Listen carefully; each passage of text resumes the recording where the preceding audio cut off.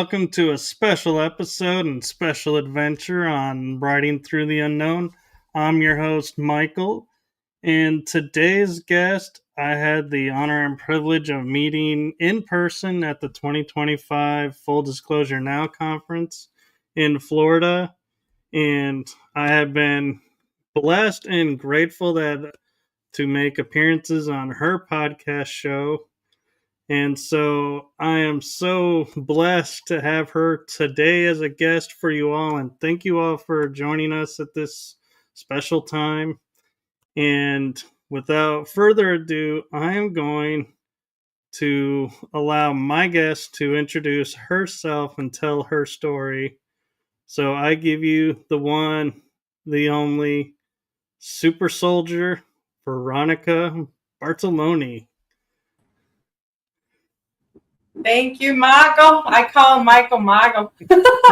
I'm Veronica Bartolini, and I had the pleasure of meeting you, Michael, in Florida. And we hung out. We had a good time. We were by the fire pit, swimming, all that, and just talking. I spoke to you and Nate Gray. I met him too, and other people. We were sitting at a table with Maria Sweet. We hung out with Susan Long, everybody there. And it was just fun, amazing. I'm very grateful that Brian made sure that we got there, and we had our, we did our little show here and there, and I had my table, and I'm just really grateful to be here, Michael. It's an honor. Thank you. Well, the honor is mine. And for those who aren't familiar with you, can you give them a little bit of background of your experiences and your story?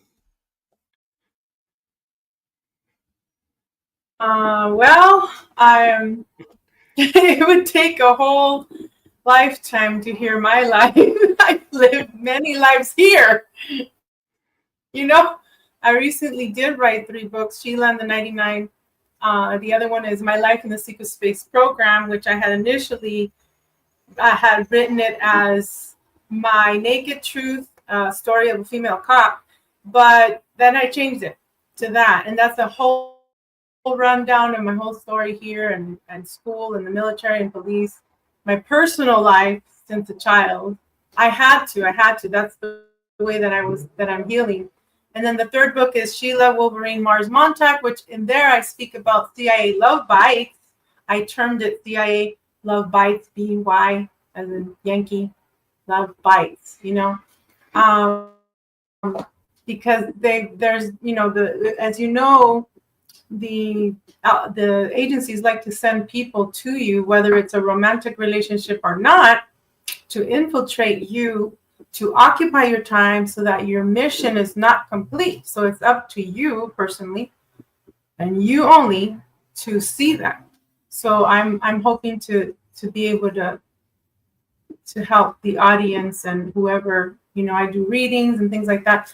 I do more of, I have my deck of cards here and I pulled a few cards, but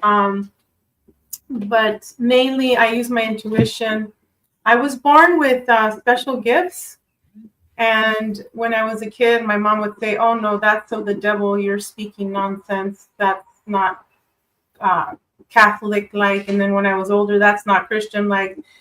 But I had to kind of hide I couldn't really tell my mom or the family too much of what I saw, because I did see a lot of things. Just being with my eyes open, I hadn't been able to fall asleep because I could see creatures under my bed. The mano peluda, the walking hand, Harry, walking hand. Back then I didn't know what they were, Greys and Dracos, which are just a lot of things. Since I was a child, I was always followed. Even when I would go visit my grandparents in Mexico, I was followed by men, and I was scared, and I would run away, and I would see things in the closet. And my grandmother too, on my maternal side, she would see things in her closet, and she would say, "Mijita, close the door. I see them, ahí están la gente." I said, okay, no. And I'm like shaking to the closet door. Why do I want to close the door? You're the adult, And many things, many things. There's so much to say, but when I was a police officer, I used my gifts, and back then I never told anybody in the police force. What happened is my lieutenant would show me pictures of the guys that had wants and warrants, or the gals, and he would say, by nighttime, I want you to find these, and I'm like, okay. So on one of these incidents, I was, my other friends were the other cop friends were gonna go to lunch to lunch, and I'm like, you know what? I know where this guy is, even though I've never seen him before. I had no idea who he was. All I knew is that I drove my patrol car to the Star Motel, which it has recently, within the past 2 years, they demolished it. But I was there at the Star Motel, and there was an Asian guy there at the front desk, and I said, sir, do you know this? Where is this guy? And I said, I think he's here, I said. And he said, yeah, he's in number 10. And I still remember. I walk up there, and I'm like, police, open up, because that's my man voice, right? And he opened the door, and he froze. And I looked at him. I said, I need to take you to federal jail. Turn around, put your hands behind your back. You're wanted.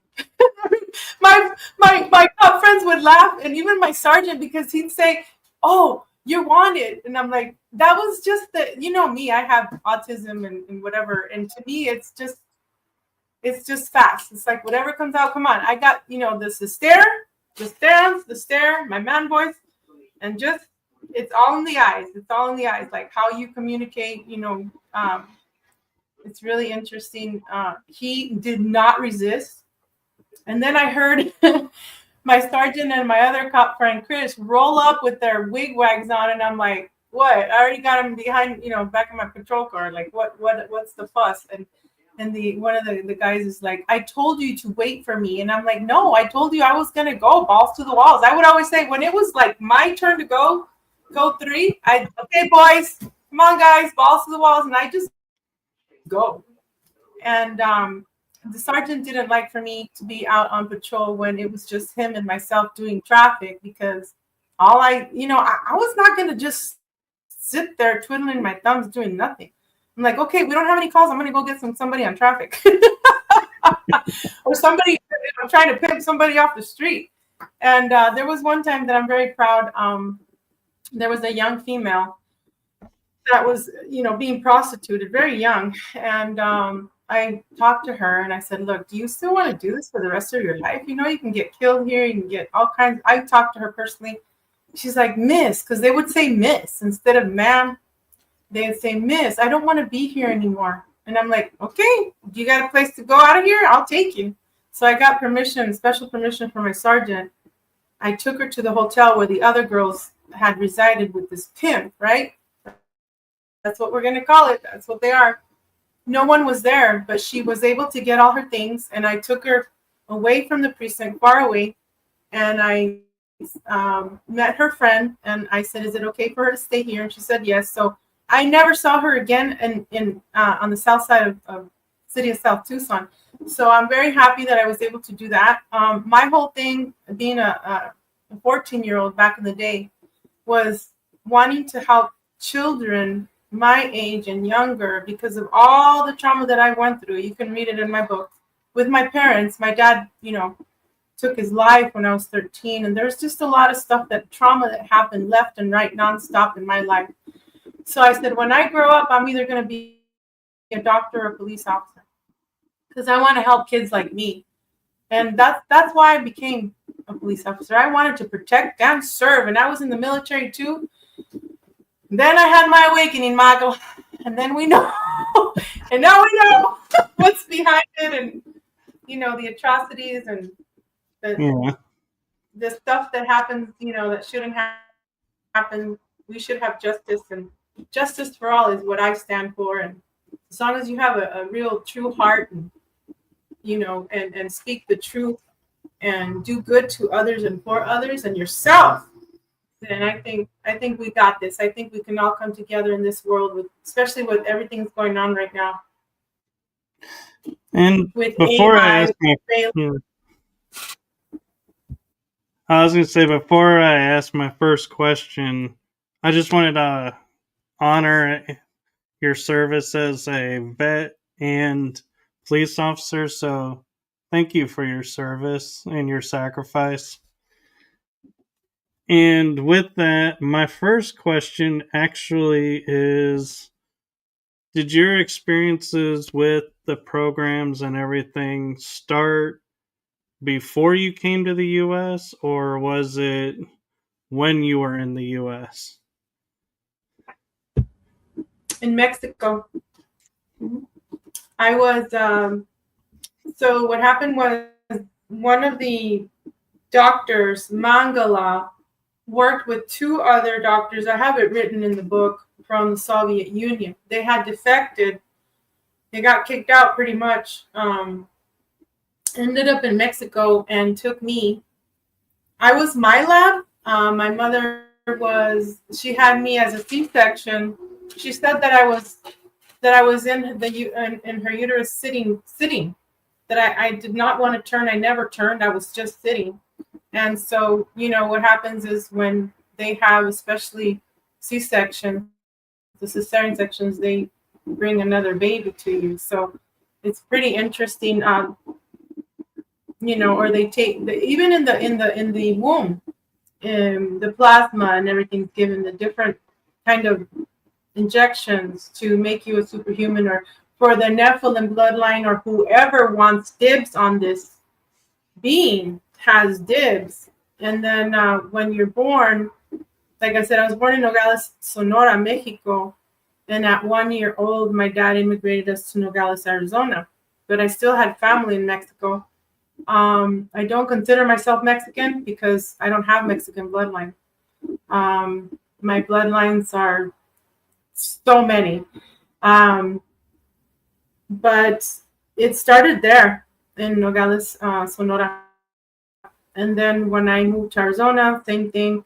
As a child, I was taken out of class every day for supposedly English as a second language, but it was mainly for the super soldier program. I had ear testings. I had blood draws, many blood draws a year, 3, I would say. Bubble test, hearing test, speaking. He would one of the professors. He always wore a suit, and he took my sister, myself, and other children into a special kind of like a trailer by the school. And every day we would start out with, "Hi, my name is," sorry, "how are you?" "I am fine." "What is your name?" And then boom, I black out. I do remember cards that he would show us. And then we would be taken off out of the school, especially me. I was the oldest. They would take me to libraries, to the observatories. They would take me to the lake, just different places. And my mom would always say yes. And then in 5th grade, I was recruited to the NASA program. And 5th grade, we had a contest. It was a very simple contest, your states and capitals, things like that. And so a young boy and myself, we were the ones that won the first place. We got invited by our teacher, Mrs. Norris, I still remember, to the movies, and we saw Raiders of the Lost Ark. Now, forward now till I'm awakened, now I know that Raiders of the Lost Ark 1 is totally real. And then in 5th grade, going back, we had to make globes, the earthly globes, out of balloons and paint them, and paper, newspaper, paint them to different earths and whatever. And then we had to dress up in black and white suits, and we had to make our console like if we were in a ship. And they invited a lot of people there. I do remember 2 males with suits, and I don't know who they were. It's just really interesting when you think about the things in the past that happened to you. So that's when that started at birth. And then at a year and 5 months, according to Jay Essex, he did a reading for me long ago because I wanted to confirm what was going on. I remember being taken at 3 years old on a ship by 3 different beings. They had the big, huge eyes, almond eyes. One of them a female, but she had like hair. She had like a lavender suit. The other guy had a blue suit, and the other guy, I think it was green. I'm not sure. I wrote it down. And that's when I was 3 years old. When I came back to the front door, my mom spanked me because she couldn't find me. She didn't like it that I would go to the next door neighbors. There was a little kid swimming pool, a blue one, and I would go under the fence and I'd swim there. And I just lost so much time. My dad would even get upset because she was always telling me, don't go over there. So I do remember seeing the ship. It was like a lavender, silver, it was just like a saucer, a regular saucer. Not like the Bell. It was kind of like the Bell, but it didn't have the hump on the top. And I've seen it before in the astral, and that time it had like windows when I was taken to off planet to Mars. But anyway, there were other children there that I remember in the ship, and they had us do. Sorry, it's the traffic. They had us do a lot of tests with like cubes and things like that, and with our mind. And they told me that I can levitate. And my mom to this day, because I still sleepwalk. My father was a somnambulist. That's what they're called when you sleepwalk. And she would say, "Don't touch your dad because he can have a heart attack." Well, I didn't know. So I just followed him. My mom and I would follow him. So when I was a kid, I do remember that I woke up and my mom's like, "Do you remember putting on your backpack and you had your PJs and you were going to the door? You said, 'Mommy, tengo que ir a la escuela. I have to go to school.'" My thing was, I was programmed to be an A student. Like I had to be the best in school, for me to be accepted at home. If I brought any C's or B's, whack, whatever, no food or whatever. I don't know. It was tough. But anyway, I do remember floating. When I think about it, I see myself floating on top and watching me go out toward the door with my backpack. And I was wondering, why did she put me back to bed? But then that's when she said, yeah, that you wanted to go to school, and it was a Saturday. Saturday, right? Saturday turns. There's a lot. So Jay Essex said that at a year and a half years old, they started putting the plasma shots for me to be used in the dolphin program, and they put me in a little pod where I can breathe underwater, and I was able to communicate with the fish and the ocean life. And the fish were scared of me, he says, because I can speak with them. I still have a baby voice that I remember speaking at when I was 9 years old with a certain baby voice when my little sister was born. And I still use it for my animals, or when I'm being silly with my kids or my family. And I always say I want to make some kind of cartoons with this baby voice that I have, because it's amazing. It's something happened to me. So I figured that it was that. It must have been. It's a very special voice. It must have been when I was underwater. So that was a year and a half, and I named the program Crystal Gates. I know it's called a dolphin program, but I named it Crystal Gates because I remember being in Sirius B, and there's 13 crystal cities, and I was a mermaid there, and I do have visions of when the AI wars happened, which I always say I come from the future because I have a lot of visions, and most of my visions and dreams come true. And I saw the AI wars, which is happening right now. Okay. the battlefield of the mind, the AI wars. People are being divided because there's a lot of stuff that's not real, but people are believing. Like the 3IA Atlas, that's part of Project Bluebeam, baby. But anyway, so I was there with the Dolphin program. I was in the Mars program. I was in Venus with Thor.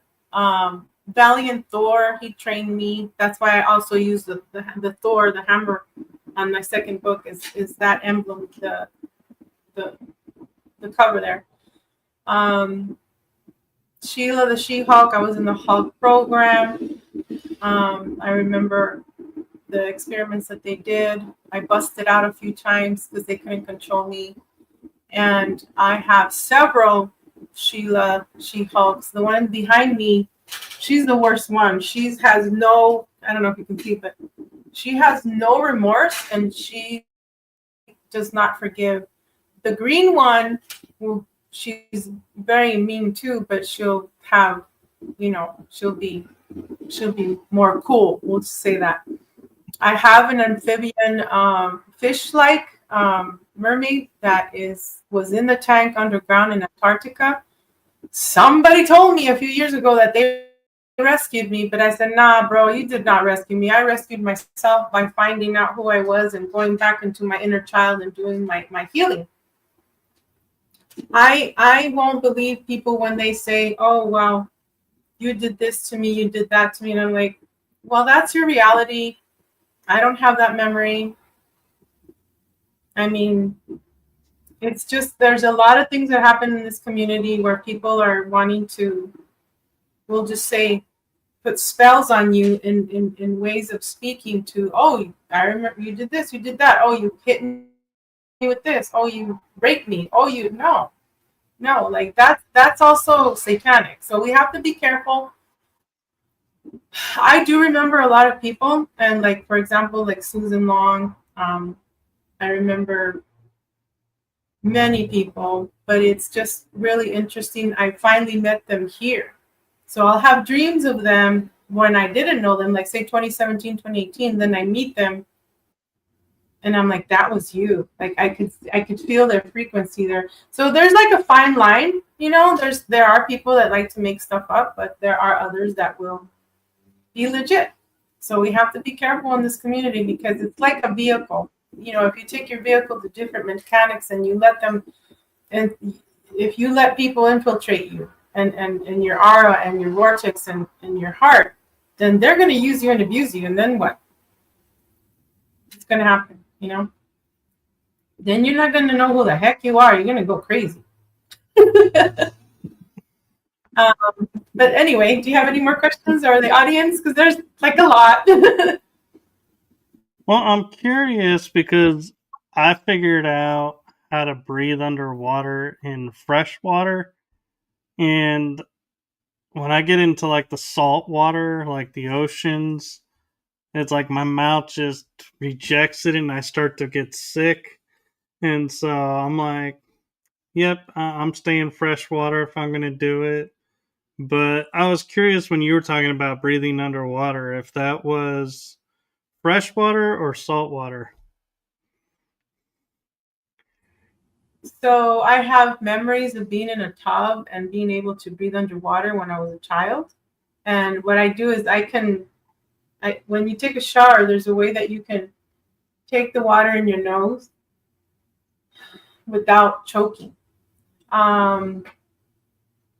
I have memories of both because I also have the memories of being with Max Spears in the SS Lorraine and going from the museums to the underground oceans and then going to the jump rooms in Mars from California.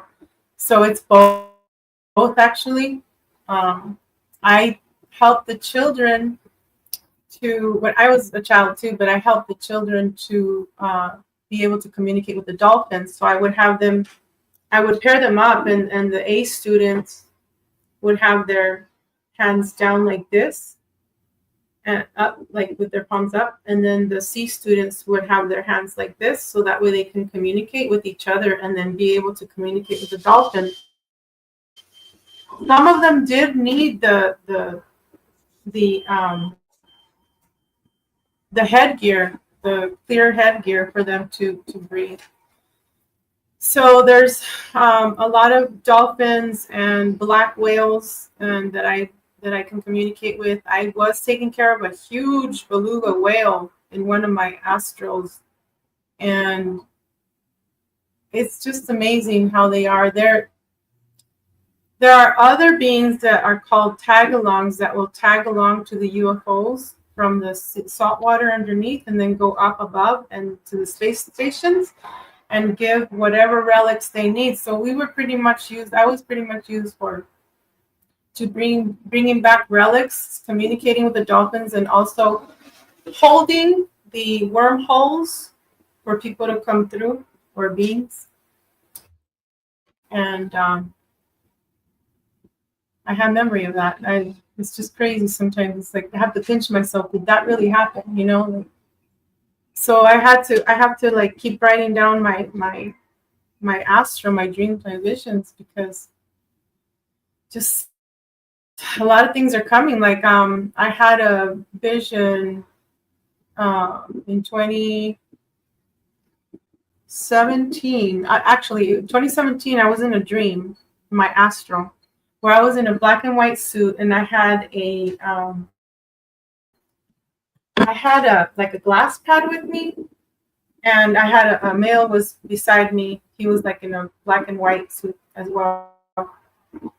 He had gray hair, tall, thin, and I said, "Oh wow, what's happening here?" So I pushed the button, and from South America to North, there was an orange line, and then we had something happen. China and Russia had a red line, and I said, "Oh shit!" Like the nuclear war, you know, it's happening. And then as soon as I saw that in the glass pad, there was a knock on the door, and there was 3 agents in suits that ran after me. And I looked back, and I made sure that my kids were taken care of, because there was like a kind of like an atrium where they were being schooled. And so I had other agents that took care of my kids, and me and the other guy, we took off in a black vehicle. We ended up going underground, and there was a lot of yellow buses, school buses that were there. Okay, and it was in Mexico. We ended up underground in Mexico. One of the dumbs there, because yes, they do connect everywhere. And one of the females comes out. She's wearing an orange jumpsuit, and her name is Samantha. And I've known her from the past here. I lost contact with her, but I knew her. And in my dream, she said, "Veronica, you're not going to forget me, are you? You're not going to forget us." I go, "No, I'm not. But you have to comply. You have to go into the yellow school buses, you know, to be taken care of until all this passes." And I, after that, is when I had the dream of the ocean side in California and in New York, all of that, all the ocean lines, the shorelines were gone. So to my left, I was on my ship. It was a huge ship. I saw people, animals, tigers, horses, elephants, people coming out of the water from the ocean. And there was a flood. And so me and the other SSP people said, "Hey, let's get on the ship. Let's get them on the ship." We made sure that they got into the front of the screens. In the first floor, there was the screens. We sat them there with information. And then I went to the second tier. I saw Susan. She was doing paperwork. And then on the third tier, that's when I saw Warner von Braun. And he asked me to forgive him because he had used me in the programs with President Bush and Reagan. And then I go up to the third tier, where there's special doors that are silver. One of my family members hands me the button, the red button, and I go in into where the closed doors are, they open, and there's Hillary Clinton sitting catatonic and other people that have hurt humanity and children. And they had like a harness on them, like catatonic. And then I pressed the button, the big red button, and they're done. They're done for. And that's the future that I saw. I also saw another part where we were at a restaurant. It looked like Mexico again. Like I said, it could be Mars, could be somewhere else, could be here. But to me, it felt like Mexico. And we made sure that they had tons and tons of food. The people that we had rescued, the men took care of the men, women took care of the women and children.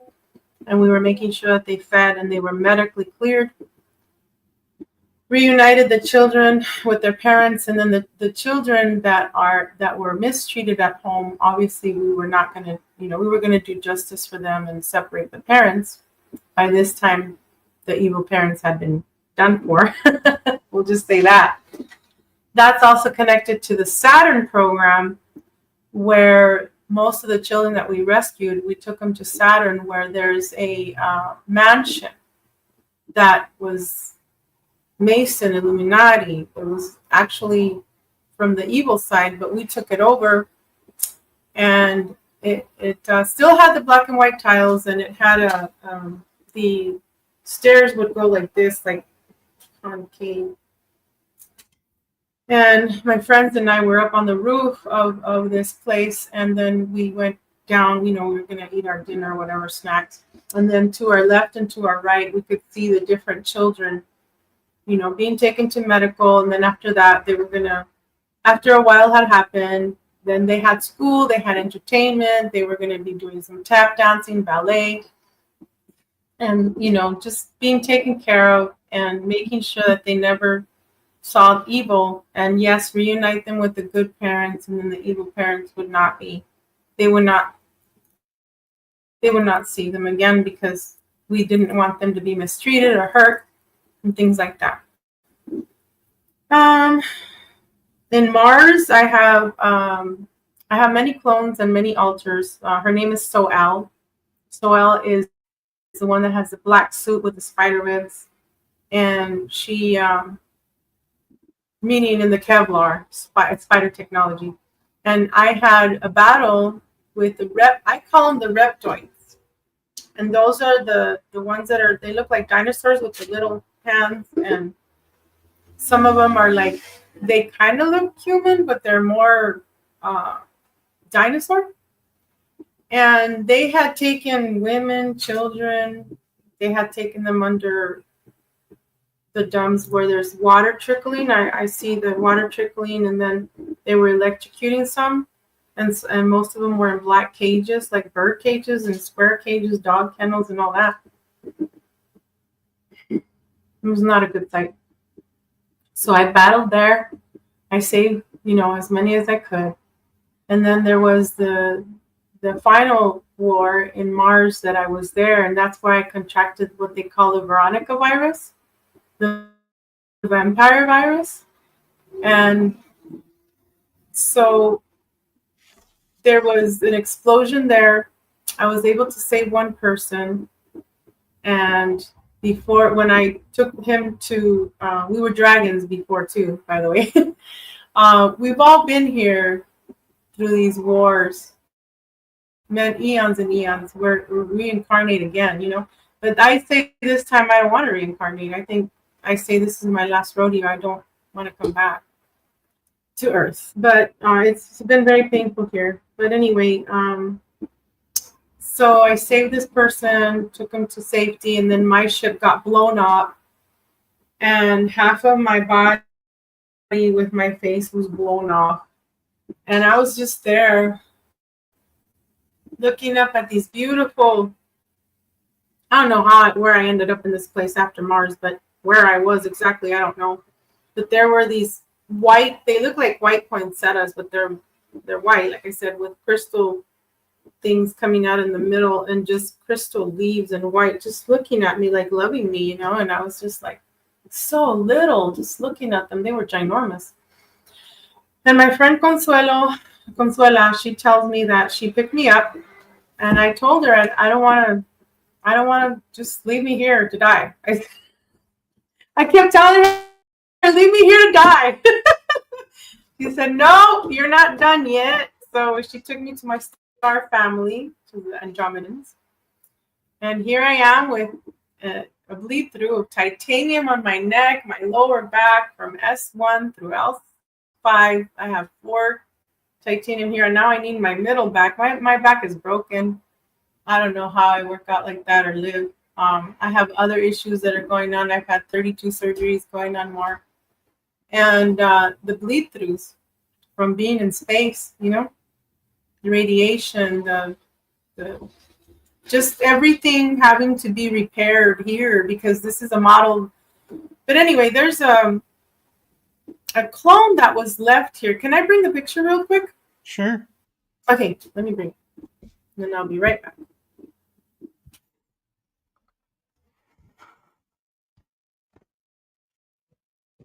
Yeah, I'm finding it interesting that her experiences are in Mexico as well as the US, so the programs are not isolated to just the United States. So keep that in mind, and that's why I wanted to see that point come forward. Is this is not just the United States government doing this; that it's global with these programs. And there. Should we go? Yeah, it is global. This is my picture of when I was little. I was 4 years old,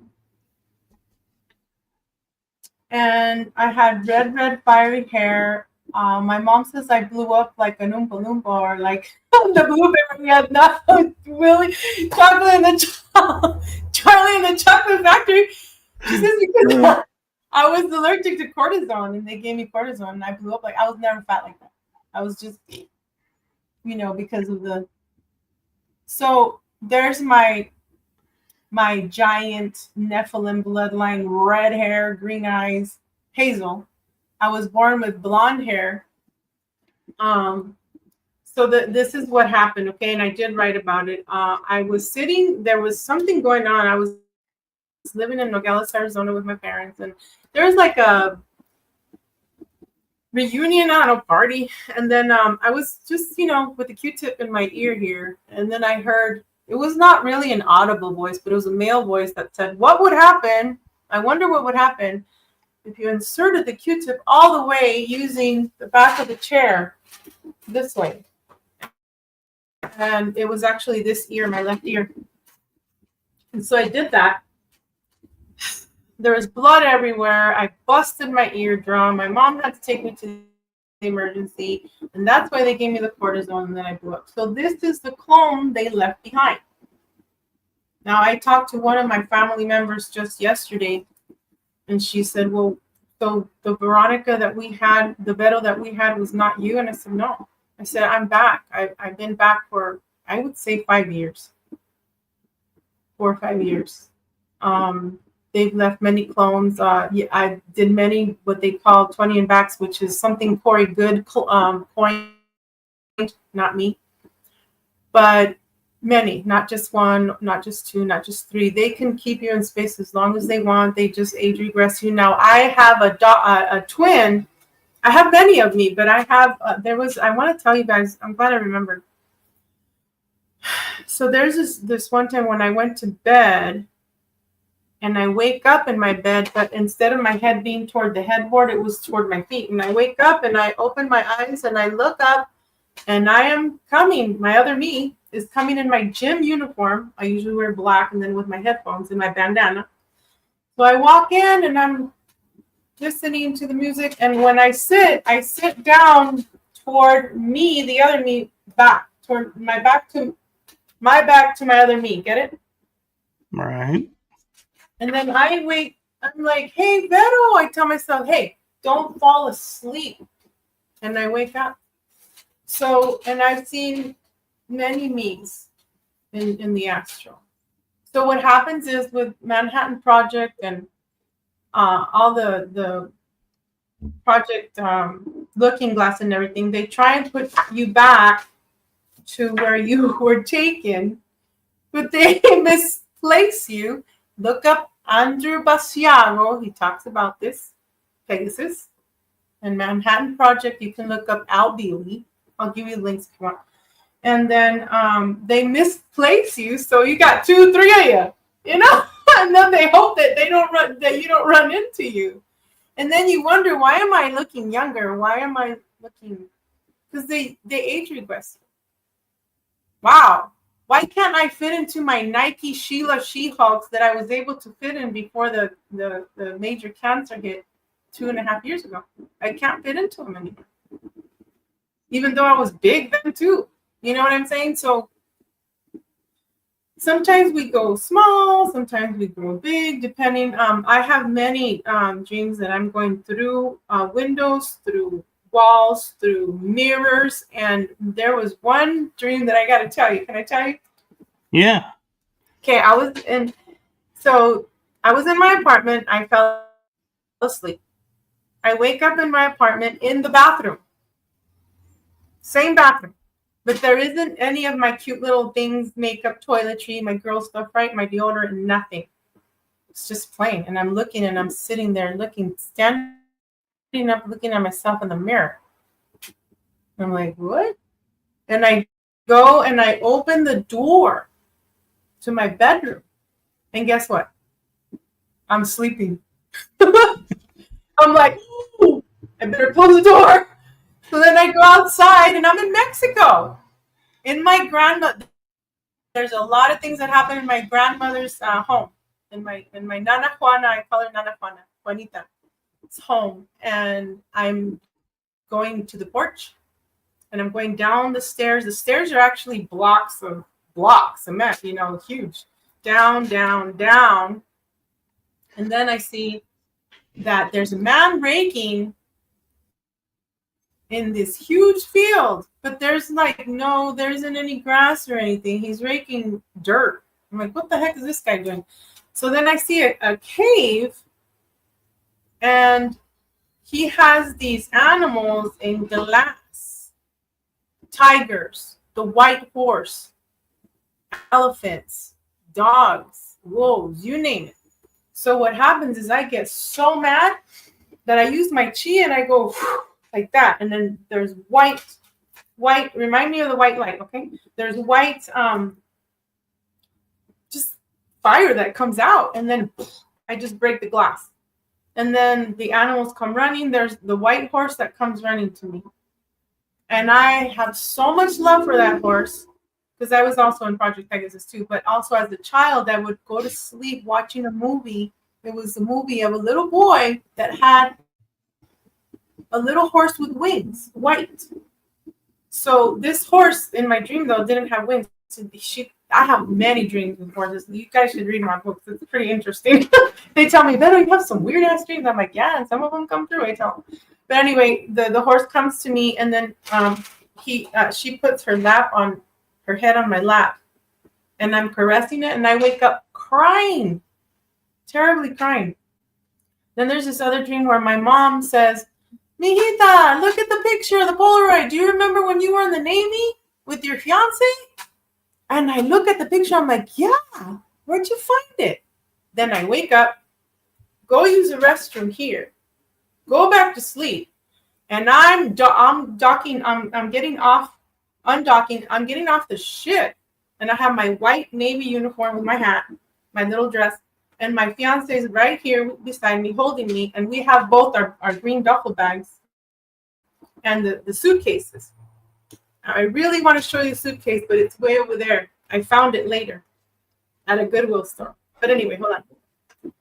So I wake up. I'm in the dream, and we're all happy. And he's like, hey, you want to go get the ice cream after we eat? And Shem says, sure. So then what ends up happening is there's a little girl that runs to me. She has braids. She's kind of like, she's dark skinned, real beautiful. Medium skin, and then she runs to me, and I save her, and I take her to the Elvis Presley that in Vegas, what is that edificio called? The building. Anyway, I take the little girl to, guess who? Peter the Insider from ACIO. And he's behind a huge glass, like those meat departments, but there's no meat in there. It's just his desk with the glass. Right. And I take her to him, and I said, "Take care of her, Peter, because I have to go get her things. I got to find out what's going on with her. Change. I don't know if she has a diaper or what. Like, I got to find some clothes or whatever, linens, whatever." She gives him a hug, and Peter the Insider is very stern. Like, he didn't want a hug, but then I go over there and give him a hug, and he's like, "Okay, get off me," So then I go into the back to the ship, and I'm in one of the how do you say, it's a where they have all their medical supplies in the lockers. And so I'm opening that, I saw Johnson & Johnson talc, and I'm like, I don't know about this. I don't know if it was recalled in my dream. I was like, what should I get her? Okay, wipes, get her some, I don't know, diapers, some clothes, I don't know. So I was bagging that up, right? And then I finish, and I go back into the bottom of the ship in where they have all the rafts and things like that, like just extra supplies. And there is my fiance in a potato bag. Just they put it over his head and his body, and the two males said, "B, if you don't come back to work for us, we're gonna kill your fiance." And I woke up screaming, crying. I had to call my friend back in the day, Jessica Morocco, and she even recorded me. She said, "Yeah, it was a memory. And your fiance's name started with because I said my fiance's name, I think it starts with an L as in Lincoln." She goes, "Yeah, it could be Lenny." And I'm like, I don't know. I'm still baffled by that memory. And then later on, when I wanted to manifest to get out of my apartment, the other one, because what happened is, I don't know if you guys have heard of Max Spears, but he spoke about that they sent roaches to him and fire, like the Ring of Fire. So what happened to me is, I had been living there for 5 years without a problem. And all of a sudden, the roaches are infesting the apartments. Later on, Jessica Morocco told me that it was a hologram based in Arizona that they do that. And then I also researched that the Japanese had these roaches that you can command them to stop, start, stop, start. And that crap is real. So she said, "Yeah, they're doing that to you on purpose." She said that I've been targeted so many times. They've broken into my apartment. They've broken into my mom's apartment house twice. They followed my sister. They followed me. They try and mess around with my kids in the work. They tried asking questions about me out of the blue. "Do you know who your mom is?" They're like, "What do you mean?" Bullshit like that, which I do not consent. I return that shit to sender, man. Sorry, excuse me. I gotta calm down, Sheila. Calm down. But so where was I? You're talking about coming back in one of your dreams after your fiance at the time had like a potato sack. Yeah. So then when then the fire comes. I was baking something, and the whole thing turned on fire, and I didn't have an fire extinguisher, so I used my hands, and I in my mind I thought, hold, freeze, and somehow it froze. It just stopped. And then I said, "You know what? I need to get out of there. And I went to the Goodwill. Something told me go to the Goodwill, and I found a suitcase. And I'll send you a picture of it. But it's an old-fashioned suitcase where the vampires used to have the olden days where you travel with those in the military or whatever. This one belonged to a male, but I bought it. I bought that and something else. And a week later, I found my new place where I am now. And I was told to come here. I've never seen this place. My apartment is my birthday. you know. And then I find out I have cancer, and I live by the cancer center now. So it's just, you got to listen to your intuition, you know. So then what I wanted to say was, I wanted to talk about the white light in the hospital, but also the white light in my chest. And the white light, what happened is I had already attempted suicide the third time in my life. It didn't work. You guys can read about it in my book. How I did it and whatever. It took me 20 doctors to save me. Yep. And I was still like, well, what the hell's happening? You know, my kids they were trying to take away my kids. A lot of things were happening. And I just said, you know, if there's a real something out there that loves me, a real God, I don't really want to call it God or source. I said, if there's something out there that's creator, like that loves me, that I know that I'm a part of, pretty much, if there's a God out there that really, a true God, I said, that loves me and does not wish harm and is a true creator, speak to me now. Show me something. I said, because I'm going to 10-7 again. I'm going to try it again, you know, because it was just really, it's been hell. But anyway, it's better now, little by little. So what happened is there was a shooting star that hit the floor. At the same time that it hit the floor, the light came out of my chest. It was a huge white light that came out of my chest, and I knelt to the floor. I had a rosary on my hand, and I had a candle lit. I started crying, and I'm like, what the hell just happened? And by that time, I was living with some people I thought who were my friends from high school. And they came in, and she's like, what are you trying to do, V? Trying to open a portal? I'm like, what's that? You know, back in the day, I didn't know what the hell she was talking about. And we went outside. We asked the neighbors, hey, you know, did you guys see that light, that shooting star hit? And they said there was a couple, male and a female. We heard it and we saw it. But then we look on the floor, there's nothing there. No hole, no burn, nothing. So I'm thinking, what the hell was that, right? And it wasn't until a few years ago I found out it was me. Some people call it a walk-in. Nope, that was my real me coming back. That was my real me. So I'm back, baby. And it's been a journey, Mag, and it's a pleasure to meet you. I have more, but you know, we're already going to be done, right? It's an hour. We can, and yeah, and we can do another show another time or whatever. Definitely, and I'm finding it interesting how you talk about you have no connection to no bloodline to Mexico and all of this, but yet all your dreams that you share are in Mexico, and it's like most of them, yeah. And in Mars, and yeah. Are you sure you don't have a tie there? No, I have a tie. I have a tie to the Dominican Republic. My mother is Dominican Republic, and then she has a great grandmother from India, and she has a grandmother. My great grandmother is from Germany. She's German. Her last name is Ritchie. My grandfather is on her dad is Ashkenazi Jew. Gomez is the last name. We are also from Spain on both sides of the family. My dad has Persian blood and Italian and French. My mom also has French. There's a lot of dreams that take place here on the south side of town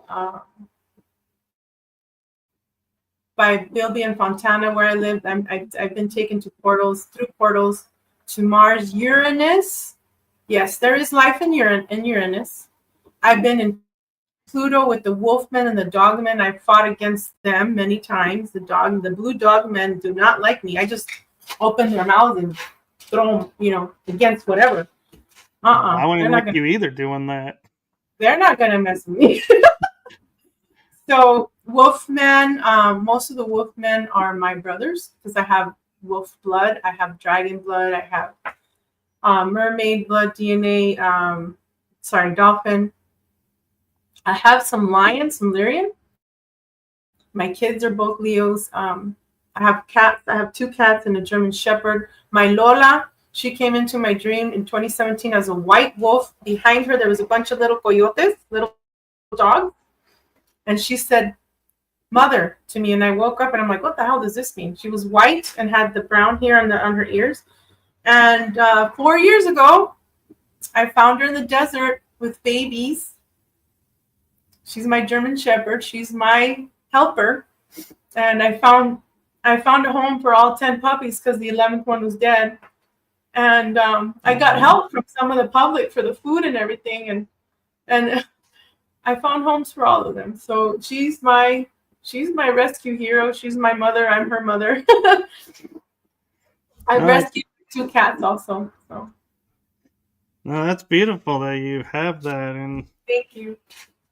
It's kind of interesting because for me in my personal life, going through what I was going through, it was like, if this is what the family line's going to be like, then it ends with me because I don't want it to go further. And then my sister did the family tree, and I took it over and ran it deeper.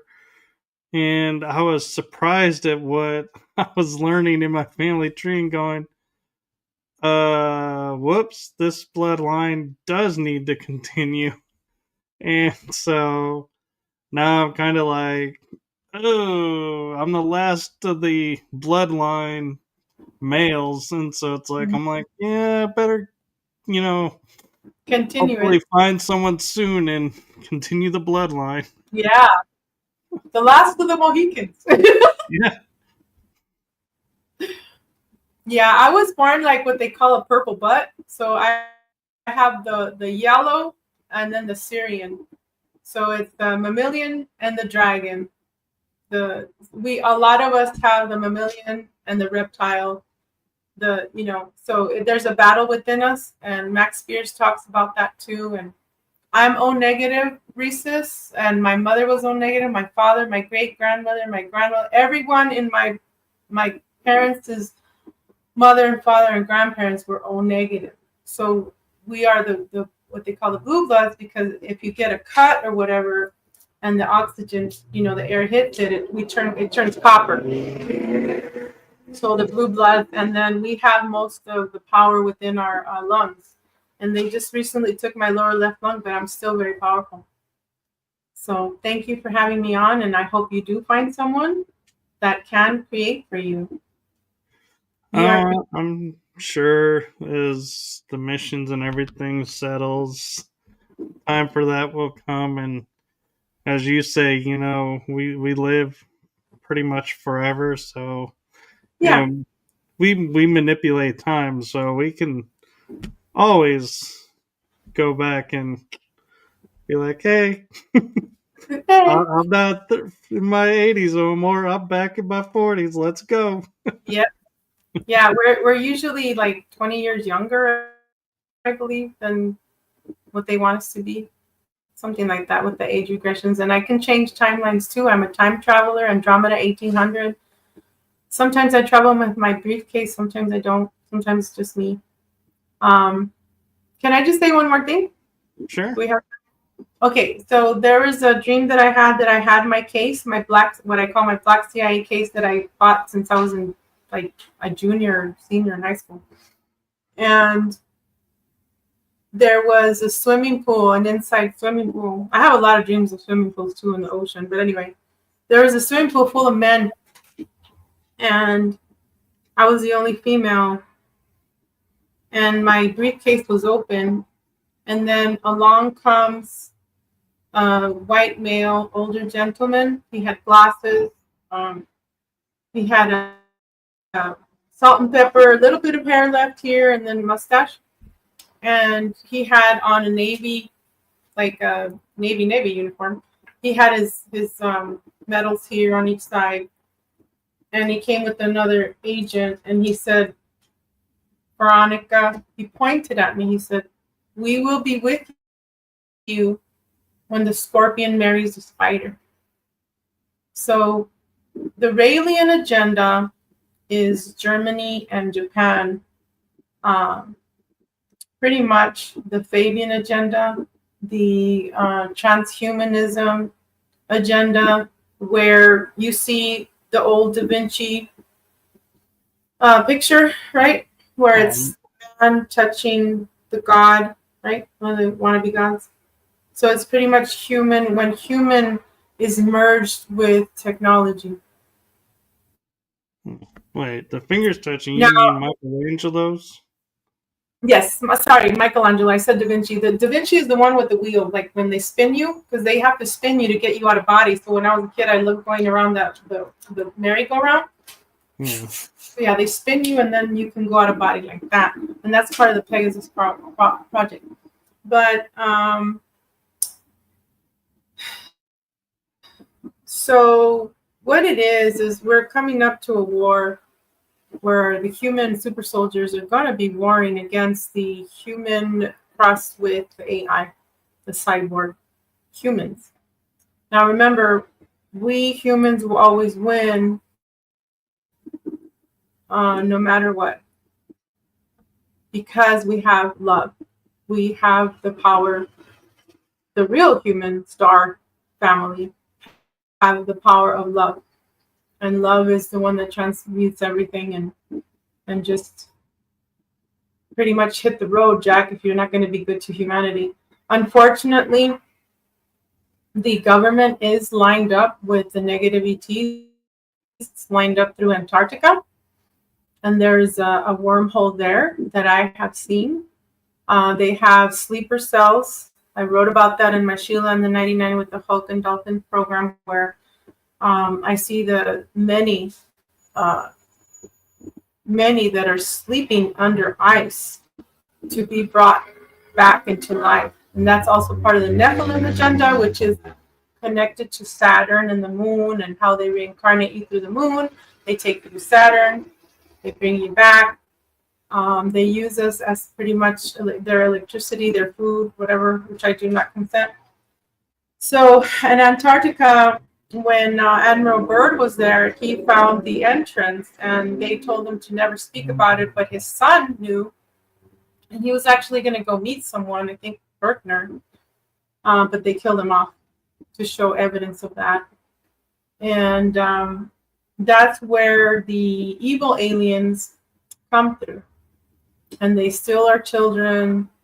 There's other, okay, it's connected to all DOMs, deep underground military base. It's connected.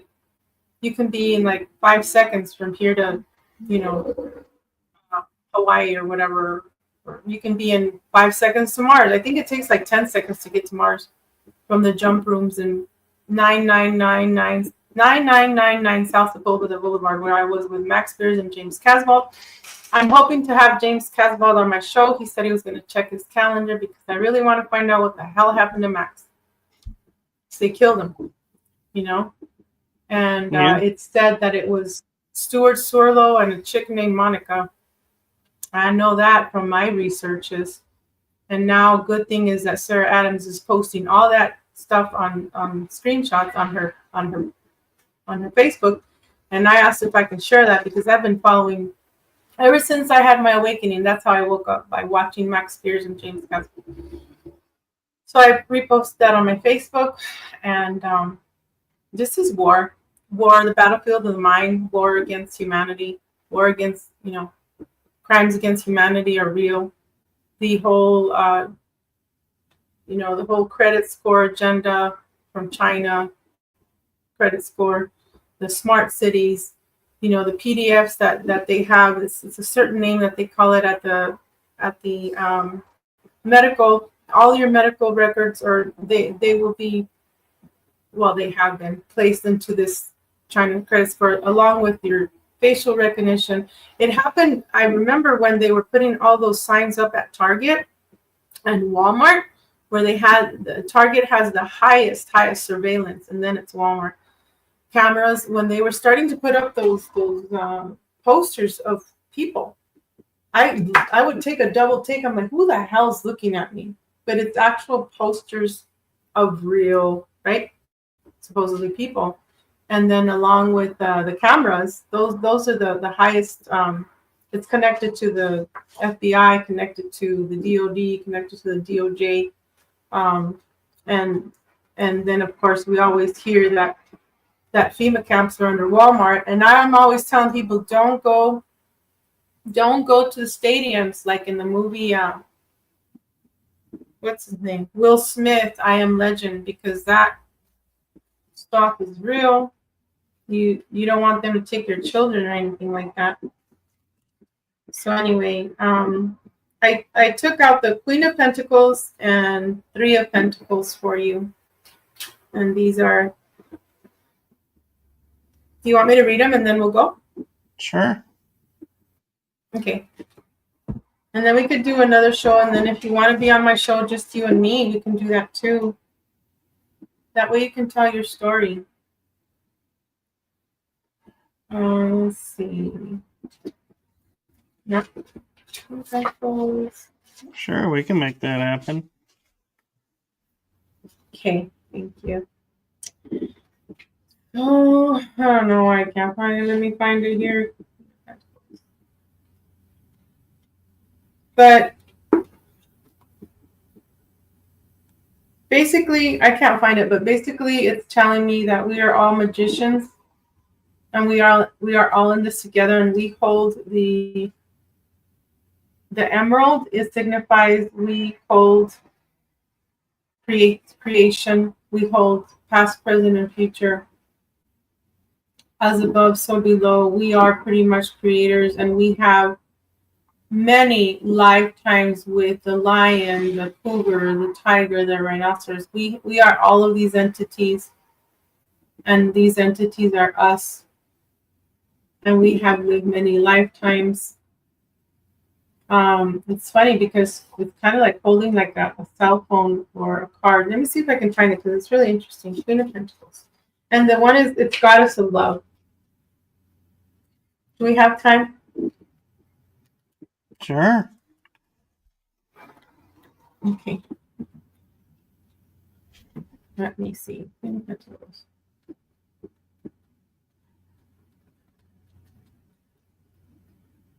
It's not showing up. Hold on just a second. Let me find it here. And the other one is Three of Pentacles, which has the pyramid and the Naga, which we also we've also lived with the serpents, and some of us have been overlaid with the serpent bloodline. And then also the pyramids hold the secrets, as we know, and there's one that should hold the paw also holds more maps for us, and that the pomegranate is pretty much life. It's showing us how we can go from life to death, and that we are responsible for our creation. And whatever, we can how do you say, we can with our heart, see on the top it's being sacrificed. If we know that we are the owners of our heart, we can actually be helping others to empower. Okay, here we go.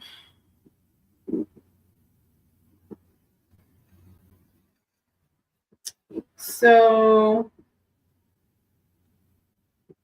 I'm just going to read the general meaning of the Three of Pentacles. In general context, the Three of Pentacles is a positive card to get into the tarot spread. It represents learning, studying, and apprenticeship. It also signifies hard work, determination, dedication, and commitment. So whatever you are doing in the moment, you are likely to be given it 100%. Congratulations, you went back to the gym, yay! It also signifies building, and me too, on success of foundations. You have worked hard to overcome your challenges, and the effort you have put in should be paying off. This minor arcana card can also indicate that you may be collaborating with others to achieve your goals. Here we are. Love and relationships. In love tarot reading, if you are in a relationship, the Three of Pentacles indicates that you are committed to the relationship and are putting the effort in it to make things work. If you have been having issues in the relationship, it can be a sign that you may seek the help of a relationship counselor to overcome your issues. You and your partner are growing together and learning about each other. If your relationship is relatively new, the Three of Pentacles can represent a time in the relationship where you are learning about each other and figuring out what to share in your lives with each other in the future. If you are single, the Three of Pentacles can indicate that someone you like has noticed you too. It can also mean that you may meet a potential partner through work or study. See, you even said that. You even said, hey, after the missions, right? Right. Or maybe during the mission? Okay, let me tell you about the Queen of Pentacles. And Queen of Pentacles. The Queen of Pentacles card deposits a beautiful woman sitting on a decorated throne holding a golden coin. Okay, well, this one holds a card. It could be a mirror, excuse me, a coin. Surrounding her, a beautiful blooming tree and green floral gardens. Her throne is decorated with various beasts of earth, tying her closely with nature and abundance. And it also means like closer to the root races. That means we have all the abilities pretty much, not just seers. At the bottom of the card on the right side, a rabbit is pouring into the frame, which symbolizes her high energy and fertility. Ooh, maybe you'll find a queen that's fertile. Sorry, I have the sage going on. But it can also mean something else, right? Okay. The Queen of Pentacles, therefore, deposits a certain level of success and prosperity, but the rabbit at the bottom, cautious, is cautioning us, right? That we should be careful of where we leap when we are chasing the success. It can also mean like success, like where to go, who to trust, right? The Queen of Pentacles represents both a down-to-earth woman who plays many roles to ensure that she keeps her family happy. And then it could also be talking about your feminine side too, okay, Michael? Or whoever's watching. She knows how and when to show love, keeping an orderly home, cooking comforting meals, and takes care of her children. But do not mistake her for being only a homebody. Alongside all these motherly attributes, she can plan business ventures and execute her plans successfully. It is thought that her naturally talented business senses that she is surrounded by such luxury. She is quiet and does not like disclosing her financial accounts. Wow. Fearing that it could bring more complexity to her life. Yeah, ain't that the truth, right? Which she desires to keep rather simple. She may have secret bank accounts and nobody knows about, for she may choose to be careful, vigilant, and self-sufficient. I love this. Thank you for this time, Michael, and I appreciate you and your audience. Thank you. And thank you. And thank you to everyone who's watching. And as we wrap this up for this episode, I like to remind everyone to like, follow, and subscribe whichever platform you're on, so that when Veronica comes back on, you can be aware and up to date on the shows. And so thank you to everybody, and thank you, Veronica, for all you're doing. You're welcome, Michael. Thank you for all your shows, and it was really a pleasure to meet you. It's awesome. It was a pleasure to meet you as well. Thank you. We'll see you. Love you. Bye, everyone. Bye-bye, everyone. See you.